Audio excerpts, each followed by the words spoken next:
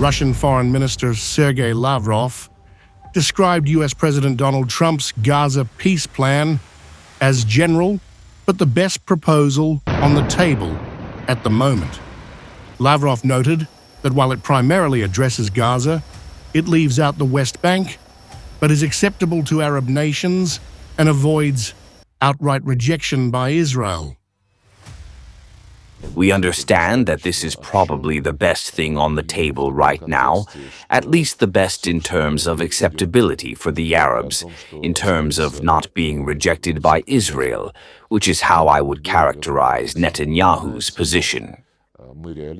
The most important thing, of course, is that it be acceptable to the Palestinians. Israel and Hamas have now reached a historic agreement, signing off on the first phase of Trump's 20-point Gaza peace plan. Israeli media reports say this is the first concrete step toward ending 2 years of devastating conflict.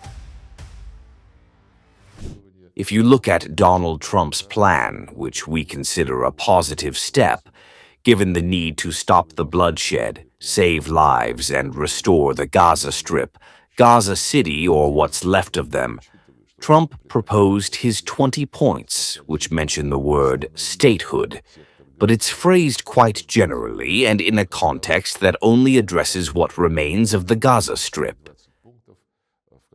The West Bank isn't mentioned in this context, but we are realists.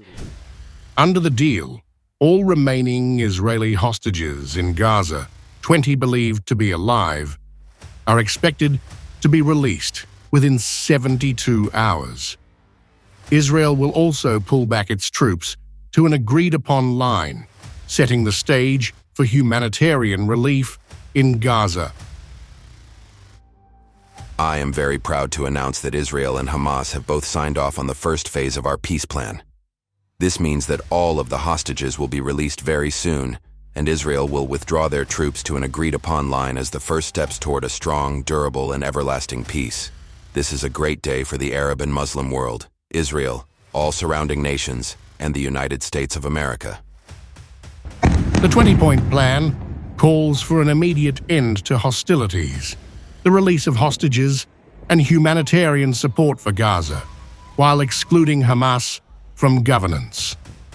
It also envisions a transitional international administration, potentially paving the way for Palestinian self-determination.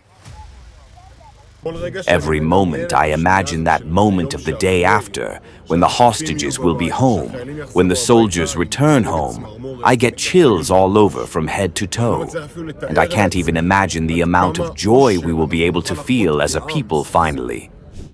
Hamas emphasized guarantees that hostilities will not resume, reflecting lessons from prior ceasefires. Israel has instructed troops to prepare defenses and conduct operations carefully, prioritizing the safety of soldiers and civilians. The United Nations welcomed the announcement, urging a permanent ceasefire, dignified release of hostages, and unhindered entry of humanitarian supplies. Analysts caution that while the plan is realistic, if Palestinians accept it, the road ahead remains fragile. With decades of conflict behind them, Israel, Hamas, and international mediators now face the challenge of turning this fragile agreement into lasting peace. As the world watches closely,